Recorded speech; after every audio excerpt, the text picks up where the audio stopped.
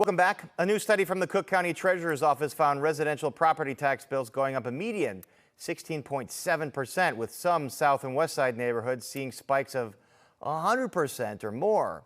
Here with more on why and what homeowners can do about it is Cook County Assessor Fritz Kaegi. Assessor Kaegi, thanks for being here. Thanks for being here. Okay, let's go to the why. Why that median rise in residential property assessed values? The treasurer blamed it on commercial properties like in the Loop being vacant, their values going down. Someone else has to make that up. Is that what you see? Well, the properties were reduced significantly. She showed that for those downtown properties, it was about $500 million shifted on to homeowners. It's about $700 per homeowner tacked onto their bill this year. The typical commercial bill went down 28% on Loop properties. And this is not only vacant office buildings, this is hotels, which are doing much better than they were the last time they were reassessed. Their typical bills went down. The biggest data center downtown, that business is thriving. It's owned by a $50 billion company. Their bill went down by millions.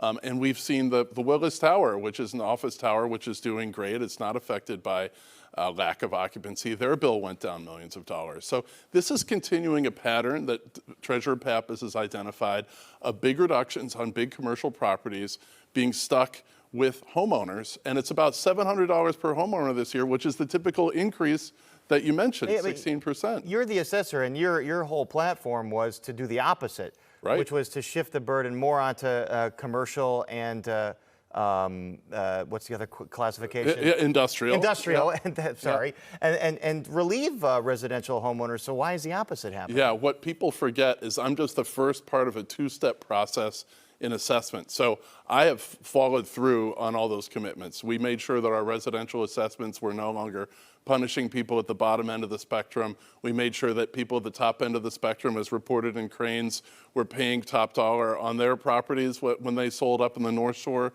this year. But there's in the second level of appeal, which is called the Cook County Board of Review.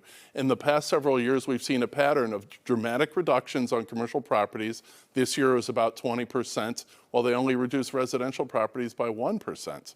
And that shifted half a billion dollars of burden onto homeowners. It's about $700 tacked onto everyone's bill additional this year. We know that these big corporate landlords can have the deep pockets to hire property tax appeal lawyers, the kind of work that Ed Burke and Mike Madigan used to do. Is that what's happening? Is they're hiring the high-priced lawyers? They're going in before the Board of Review, and that's the big difference. Because when I came in, I followed through on my commitment not to take a single donation from property tax appeals lawyers. They don't fund my reelection campaign.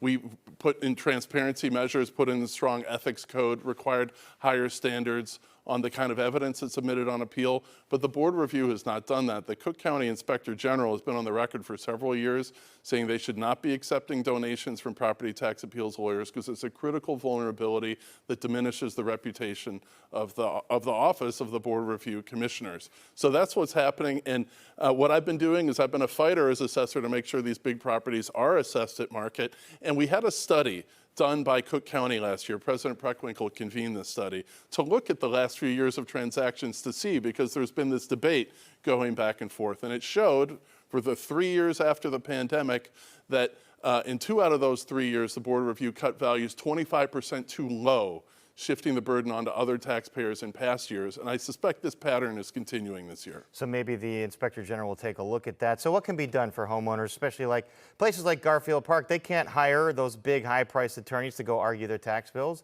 What recourse do they have? Right, so let's go through a checklist. First of all, 1 out of every 3 homeowners doesn't have their homeowner's exemption. That's worth about $600 off of your bill. That's about the typical increase that Chicagoans experienced this year. So that's the first thing I'd like everyone to do. And not only check it for yourself while you're on the Thanksgiving table, ask your friends if you're part of a fantasy league or a church reading group, talk to your friends in your group, check up on them. Second of all, if you're a senior, if you're eligible for the senior freeze, apply for it. It's one of the most important exemptions. A lot of people who live in Garfield Park, North Lawndale, where values have been low, might not have been signed up for this because their bill was low before.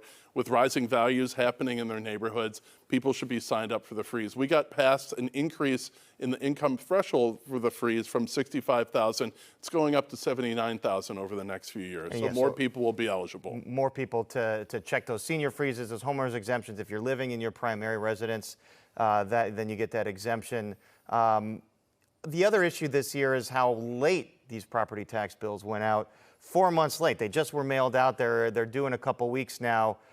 Tyler Technologies is the company that Cook County signed up to sort of make this whole thing go easier, and it hasn't happened. Why? Well, so we had to wrestle with this several years ago. We implemented the Tyler software back in 2021, and that's when we went live on it.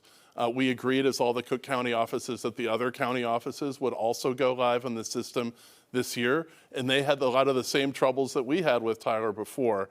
The bills were late this year because the other county offices weren't live on the system yet, and they had to get live on it. And finally they did, and finally those bills were out. We finished our work back in May on time. All right, all's well that ends well. And I know you're in a re-election battle in a primary. There's a primary challenger, Pat Hines. We'll get into the political side of this the next time when we get into political season. But Assessor Fritz Kaegi, thanks for being here. Okay, thanks, Paris. You got it.